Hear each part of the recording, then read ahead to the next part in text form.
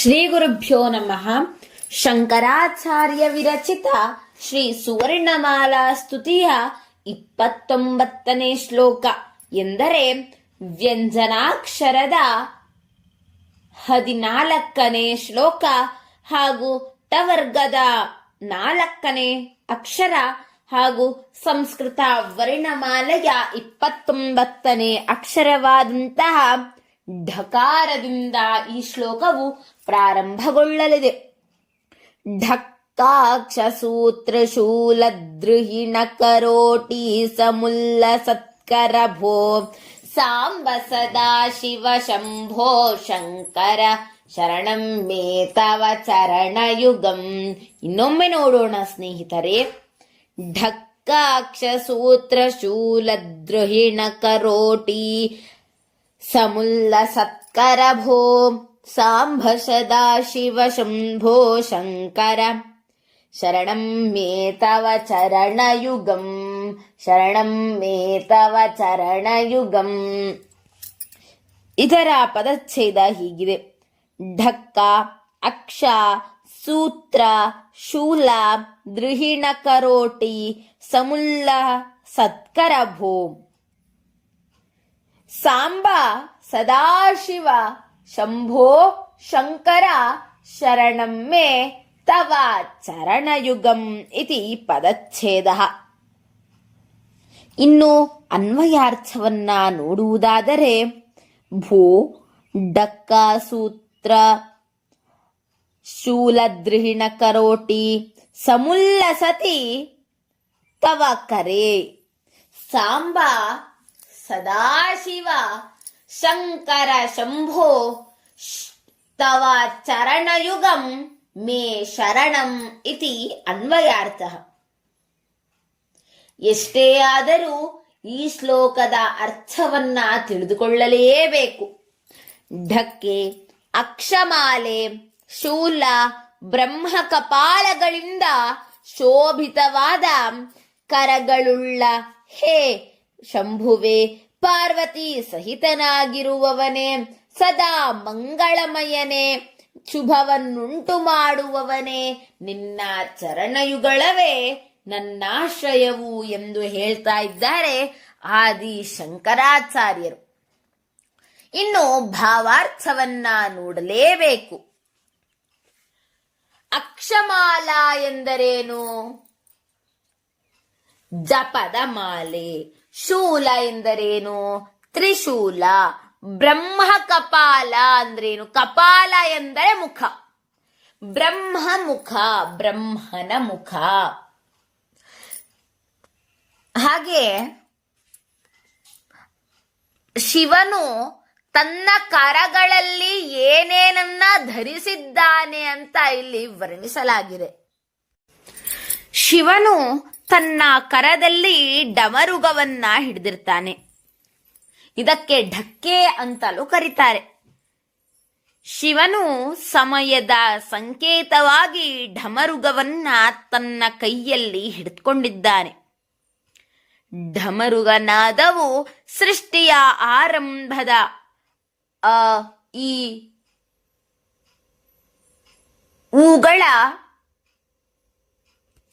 ಸಮಾಗಮವಾದಂತಹ ಓಂಕಾರದಲ್ಲಿ ಉಮಗಳ ಸಮಾಗಮವಾದಂತಹ ಓಂಕಾರದಲ್ಲಿ ಸೂಚಿಸೋದೇ ಢಮರುಗ.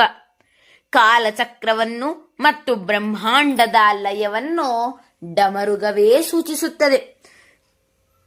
ಇನ್ನು ಶಿವನ ಕೊರಳಿನಲ್ಲಿರುವಂತಹ ಹಾವಿನ 3 ಸುತ್ತುಗಳು ಏನನ್ನ ಸೂಚಿಸುತ್ತೆ ಅಂತ ಹೇಳಿದ್ರೆ,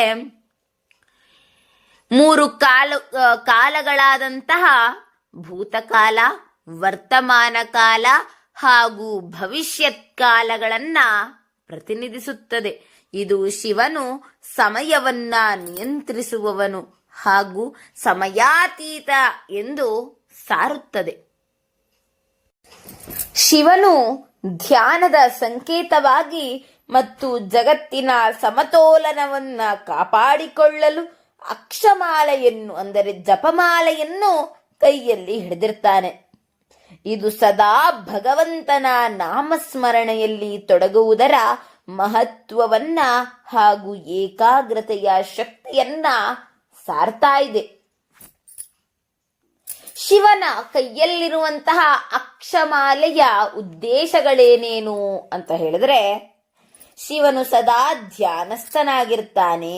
ಜಪಮಾಲೆಯು ಮನಸ್ಸನ್ನ ಪ್ರಪಂಚದ ವಿಷಯಗಳಿಂದ ಬೇರ್ಪಡಿಸಿ ಆಧ್ಯಾತ್ಮಿಕ ಏಕಾಗ್ರತೆಯನ್ನ ಕಾಪಾಡಿಕೊಳ್ಳಲು ಸಹಾಯ ಮಾಡುತ್ತೆ. ಮಂತ್ರಗಳನ್ನ ಜಪಿಸುವಾಗ ಅವುಗಳ ಸಂಖ್ಯೆಯು ಸರಿಯಾಗಿ ಲೆಕ್ಕ ಹಾಕಲು ಈ ಮಾಲೆಯನ್ನ ಬಳಸ್ತಾರೆ. ಶಿವನ ಮಾಲೆಯು ಹೆಚ್ಚಾಗಿ ರುದ್ರಾಕ್ಷಿ ಮಣಿಗಳಿಂದ ಕೂಡಿರುತ್ತೆ. ರುದ್ರಾಕ್ಷಿಯು ಶಿವನಿಗೆ ಅತ್ಯಂತ ಪ್ರಿಯವಾದದ್ದು ಮತ್ತು ಇದು ಧನಾತ್ಮಕ ಶಕ್ತಿಯನ್ನ, ಮನಸ್ಸಿನ ಶಾಂತಿಯನ್ನ ಅಧಿಕವಾಗಿ ನೀಡುತ್ತೆ. ಹಿಂದೂ ಪುರಾಣಗಳ ಪ್ರಕಾರ ಈ ಮಾಲೆಯು ಕಾಲಚಕ್ರದ ಸಂಕೇತವಾಗಿದೆ. ಇನ್ನು ನಮಗೆಲ್ಲರಿಗೂ ತಿಳಿದಿರುವಂತೆ ದುಷ್ಟರ ನಾಶಕ್ಕಾಗಿ, ಶಿಷ್ಟರ ರಕ್ಷಣೆಗಾಗಿ ತ್ರಿಶೂಲವನ್ನ ಧರಿಸಿರ್ತಾನೆ ನಮ್ಮ ಪರಮಶಿವ. ಇನ್ನು ಪುರಾಣದಲ್ಲಿ ಒಂದು ಕಥೆ ಉಂಟು. ಹಿಂದೆ ವಿಷ್ಣುವಿಗೂ ಮತ್ತು ಬ್ರಹ್ಮನಿಗೂ ದೊಡ್ಡ ಜಗಳ ಆಗತ್ತೆ. ವಿಷ್ಣು ಹೇಳ್ತಾನೆ, ನಾನೇ ಈ ಜಗತ್ತಿನ ಎಲ್ಲವನ್ನ ನೋಡ್ಕೊಳ್ಳೋದು, ರಕ್ಷಕ, ಅದಕ್ಕೆ ನಾನೇ ಶ್ರೇಷ್ಠ ಅಂತ ಹೇಳ್ತಾನೆ. ಇನ್ನು ಬ್ರಹ್ಮ, ಈ ಜಗತ್ತಿನ ಸೃಷ್ಟಿಕರ್ತನೇ ನಾನು. ಹೀಗಿರ್ಬೇಕಾದ್ರೆ ನಾನೇ ಶ್ರೇಷ್ಠ ಅಂತ ಹೇಳ್ಬೇಕಾದ್ರೆ ಇಬ್ಬರಿಗೂ ಯಾರು ಶ್ರೇಷ್ಠ ಎಂದು ತಿಳಿಯದೆ ಶಿವನ ಬಳಿ ಹೋಗಿ ತಮ್ಮ ಸಮಸ್ಯೆಯನ್ನ ಹೇಳಿ ಯಾರು ಶ್ರೇಷ್ಠರು ಅಂತ ಕೇಳಿದಾಗ ಶಿವ ತಕ್ಷಣವೇ ಲಿಂಗ ರೂಪವನ್ನ ಧರಿಸಿ ಹೇಳ್ತಾರೆ, ನೀವು ನಿಮ್ಮಿಬ್ಬರಲ್ಲಿ ಯಾರು ನನ್ನ ಅಂತ್ಯವನ್ನ ನೋಡ್ತಾರೋ, ಕಂಡುಕೊಂಡು ಬರ್ತಾರೋ ಅವರೇ ಶ್ರೇಷ್ಠರು ಅಂತ ಹೇಳ್ತಾರೆ. ಅದರ ಪ್ರಕಾರ ವಿಷ್ಣು ಲಿಂಗದ ಕೆಳಭಾಗಕ್ಕೆ ಹೋದರೆ ಬ್ರಹ್ಮ ಲಿಂಗದ ಮೇಲ್ಭಾಗಕ್ಕೆ ಹೋಗ್ತಾನೆ. ಎಷ್ಟು ದೂರ ಹೋದರೂ ಕೂಡ ವಿಷ್ಣುವಿಗೂ ಅಂತ್ಯ ಸಿಗೋದಿಲ್ಲ, ಬ್ರಹ್ಮನಿಗೂ ಅಂತ್ಯ ಸಿಗೋದಿಲ್ಲ. ಹೀಗಿರ್ಬೇಕಾದ್ರೆ ವಿಷ್ಣು ಶಿವನ ಮುಂದೆ ಬಂದು, ನನಗೆ ಯಾವುದೇ ರೀತಿಯಾದಂತ ನಿನ್ನ ಅಂತ್ಯ ಕಾಣಲಿಲ್ಲ ಅಂತ ಒಪ್ಕೊಳ್ತಾನೆ. ಆದ್ರೆ ಬ್ರಹ್ಮ ಮುನಿಸಿಕೊಂಡು ಕೆಳಗ್ ಬರ್ತಾ ಇರ್ಬೇಕಾದ್ರೆ ಶಿವನ ಮುಡಿಯಲ್ಲಿದ್ದಂತಹ, ಶಿವಲಿಂಗದ ತುದಿಯಲ್ಲಿದ್ದಂತಹ ಸಂಪಿಗೆ ಹೂ ಬ್ರಹ್ಮನ ಬಳಿ ಬರುತ್ತೆ. ಆಗ ಬ್ರಹ್ಮನಿಗನ್ಸತ್ತೆ, ಹೌದಲ್ವಾ, ನಾನು ಶ್ರೇಷ್ಠ ಅಂತ ಅನಿಸ್ಕೊಳ್ಬೇಕು ಅಂತ ಹೇಳಿ ಸಂಪಿಗೆಗೆ ಹೇಳ್ತಾನೆ ಬ್ರಹ್ಮ, ನಾನು ಹೋಗಿ ನಿನ್ನ ಅಂತ್ಯವನ್ನ ನೋಡಿದ್ದೇನೆ, ನಿನ್ನ ಶಿವಲಿಂಗದ ತುದಿಯನ್ನ ನೋಡಿದ್ದೇನೆ ಅಂತ ಹೇಳ್ತೇನೆ. ಆಗ ನೀನು ಸಾಕ್ಷಿಗಾಗಿ ನೀನು ಹೌದು ಅಂತ ಹೇಳಬೇಕು ಅಂತ ಹೇಳ್ತಾರೆ. ಹಂಗೆ ಬ್ರಹ್ಮನು ಹೋಗ್ತಾನೆ, ಶಿವನ ಮುಂದೆ ಹೋಗಿ ಹೀಗೆ ನಾನು ನಿನ್ನ ಅಂತ್ಯವನ್ನ ನೋಡಿದ್ದೇನೆ ಅಂತ ಹೇಳಿದಾಗ ಸಂಪಿಗೆ ಸುಳ್ಳಿನ ಸಾಕ್ಷಿಯನ್ನ ನೀಡುತ್ತೆ. ಕೋಪಗೊಂಡಂತಹ ಶಿವನು ಸಂಪಿಗೆಯನ್ನ ನೀನೆಂದೂ ನನಗೆ ಪೂಜೆಗೆ ಅರ್ಹವಲ್ಲ ಎಂದು ಶಪಿಸ್ತಾನೆ. ಹಾಗೂ ಪಂಚಮುಖ ಬ್ರಹ್ಮನನ್ನ ಚತುರ್ಮುಖ ಬ್ರಹ್ಮನನ್ನಾಗಿ ಮಾಡಿ ಇನ್ನೊಂದು ಕಪಾಲವನ್ನ, ಅದರ ಮುಖವನ್ನ ತನ್ನ ಕೈಯಲ್ಲಿ ಹಿಡಿದು ಭಿಕ್ಷೆಗೆ ಹೊರಡ್ತಾನೆ. ಹೀಗೆ ತನ್ನ ಕರದಲ್ಲಿ ಢಕ್ಕೆ, ಅಕ್ಷಮಾಲೆ, ಶೂಲ, ಬ್ರಹ್ಮ ಕಪಾಲಗಳನ್ನ ಧರಿಸಿರುವಂತಹ, ಹಾಗೆ ಕೈ ಶೋಭಿಸುತ್ತಿದೆ ಅಂತಹ ಶಂಭುವೆ, ಪಾರ್ವತಿ ಸಹಿತನಾದವನೇ, ಸದಾ ಮಂಗಳಮಯನೇ, ನಿನ್ನ ಚರಣಯುಗಳವೇ ನನಗಾಶ್ರಯವು ಅಂತ ಹೇಳ್ತಾ ಇದ್ದಾರೆ ಆದಿ ಶಂಕರಾಚಾರ್ಯರು. ಮುಂದಿನ ಶ್ಲೋಕವನ್ನ ಮುಂದಿನ ಸಂಚಿಕೆಯಲ್ಲಿ ನೋಡೋಣ.